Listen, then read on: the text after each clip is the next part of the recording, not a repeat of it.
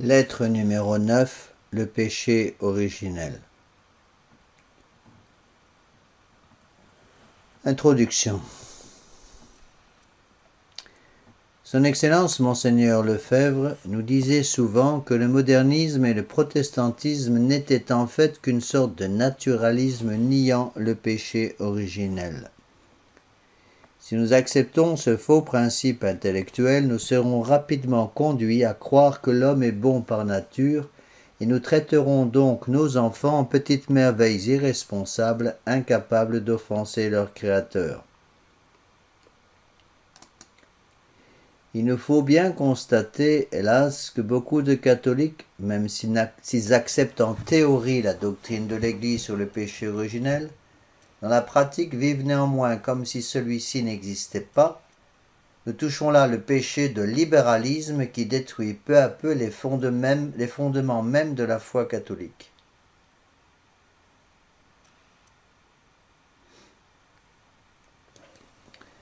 L'état de justice originelle. Dieu créa Adam et Ève, nos premiers parents, dans l'état de justice originelle. Ils reçurent de leur Créateur des dons spéciaux. La grâce sanctifiante, par laquelle la Sainte Trinité habitait dans leur cœur de façon habituelle, la liberté, par laquelle ils avaient la faculté de choisir entre différents moyens pour atteindre leur fin. Cette propriété ontologique de l'âme pouvait facilement devenir un cadeau empoisonné, car il est très tentant de mal utiliser sa liberté.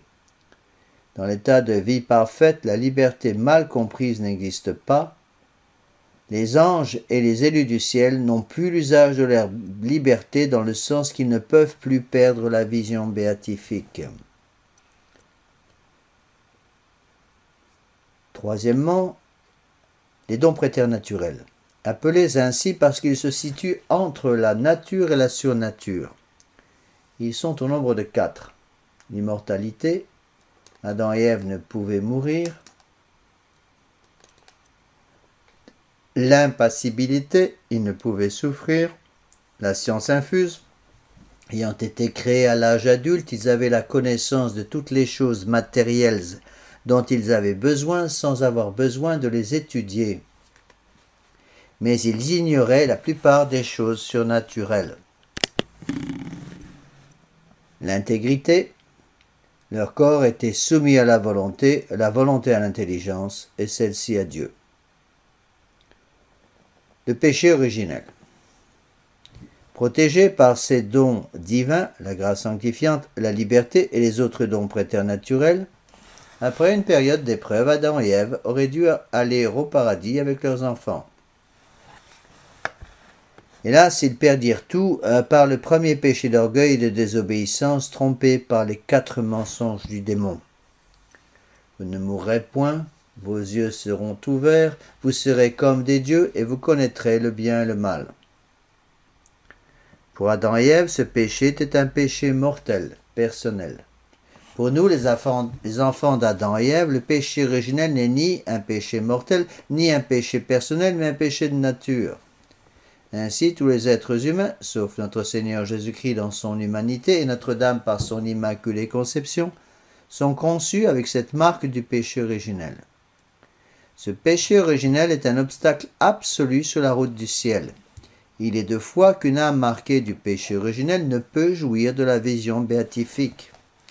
Ainsi, un bébé mort sans la grâce du baptême ne peut voir Dieu et passera l'éternité au limbe, d'où le devoir grave que nous avons de faire baptiser nos enfants au plus vite après la naissance.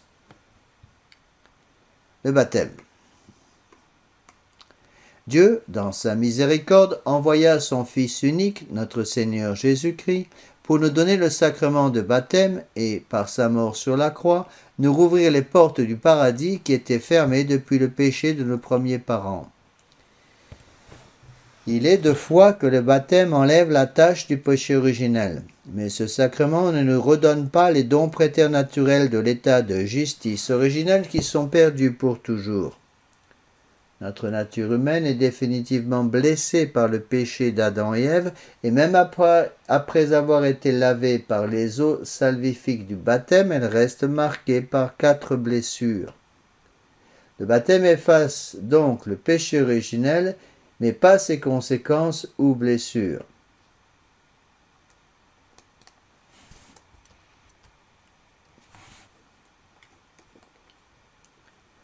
Les blessures du péché originel après le baptême.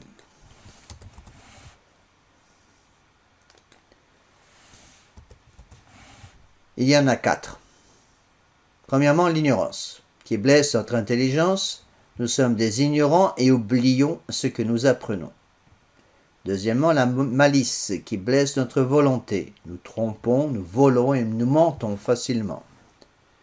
Troisièmement, la faiblesse, qui blesse l'irascible, une autre faculté de notre âme qui est le pouvoir de combat que nous avons dans cette âme pour surmonter les obstacles qui se rencontrent dans la pratique du bien ardu. Nous sommes donc paresseux et irrésolus pour affronter les tentations. Quatrièmement, la concupiscence, qui blesse le concupiscible, qui nous attire vers le bien. Nous aurons donc une tendance naturelle vers le bien défendu, trop manger, trop boire, désirer la femme et les biens de son prochain. Il y a 3 concupiscences, nous dit saint Jean. La concupiscence des yeux, qui nous fait désirer tout ce que l'on voit, la concupiscence de l'orgueil de la chair, toutes les tentations contre la pureté, et la concupiscence de l'orgueil de la vie. Nous avons une haute estime de nous-mêmes.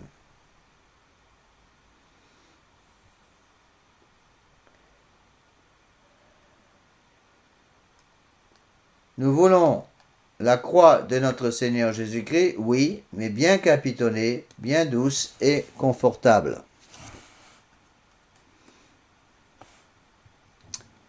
Les 4 vertus cardinales.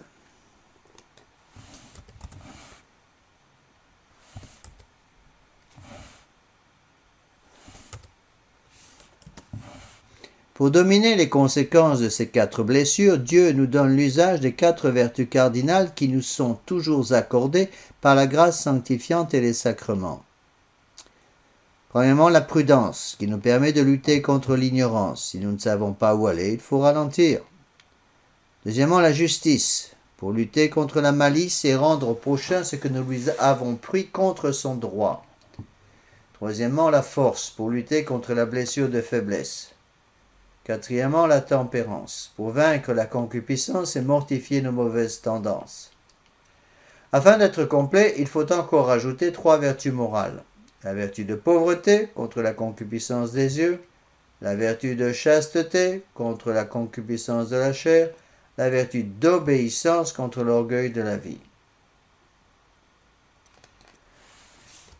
Conclusion théologique. Saint Thomas d'Aquin les résume en 3 courtes phrases. Spoliatus gratuitis. Les dons gratuits, à savoir les dons préternaturels, sont définitivement perdus. Deuxièmement, vulneratus in naturalibus. Notre nature humaine est blessée par les 4 blessures. Nous gardons ainsi de mauvais penchants qu'il nous faut garder sous contrôle par la mortification de nos sens, de l'intelligence et de la volonté, l'usage fréquent des sacrements, surtout de la pénitence et de la Sainte Eucharistie, afin d'obtenir, conserver et augmenter en notre âme la grâce sanctifiante qu'est la charité, ainsi que les vertus cardinales de foi et d'espérance. Troisièmement, naturalia manserunt integra. Les puissances de notre âme demeurent intactes dans le sens que notre intelligence est toujours capable de rechercher le vrai et notre volonté d'acquérir le bien. Avec la grâce de Dieu et l'aide des sacrements, il est donc toujours possible pour l'homme de suivre la loi des 10 commandements de Dieu. Quoi qu'en disent les modernistes, Dieu ne commande pas l'impossible. Mais l'homme, désormais imprégné d'un libéralisme viscéral, voudra donner les mêmes droits aux vrais et aux faux, et sera ainsi écartelé entre son amour pour Dieu, la croix, et son attraction vers le monde et l'argent du monde. Saint Paul explique parfaitement ceci. Je ne fais pas ce que je veux et je fais ce que je hais. Je ne fais pas le bien que je veux et je fais le mal que je ne veux pas. Je vois dans mes membres une autre loi qui lutte contre la loi de ma raison et qui me rend captif de la loi du péché qui est dans mes membres. Romains 7, 15, 19 et 23. Les différents degrés de libéralisme. 3 degrés de libéralisme devront être soigneusement évités, surtout dans l'éducation que nous donnons à nos enfants. Premier degré. Le péché originel n'existe pas. Les enfants sont donc des petits anges qui peuvent faire tout ce qu'ils veulent. Deuxième degré. Le péché originel existe, mais le baptême l'efface totalement, de telle sorte que l'homme se retrouve dans son ancien état de justice originelle sans aucune des blessures. Troisième degré, le péché originel existe ainsi que les blessures, mais ces dernières sont totalement détruites par les sacrements. Conclusion. Ces 3 degrés de libéralisme conduisent au même point, la porte d'entrée de l'enfer. Ces faux principes sont enseignés depuis des siècles par les révolutionnaires de tout poil. Desaguliers, pour la franc-maçonnerie, Rousseau, naturalisme, Descartes et Kant, subjectivisme, Marx, communisme, Freud, psychanalyse, Maritain, liberté religieuse, Sartre et de Beauvoir, existentialisme, Jean 23, Paul VI, Jean-Paul II et Benoît XVI, écuménisme.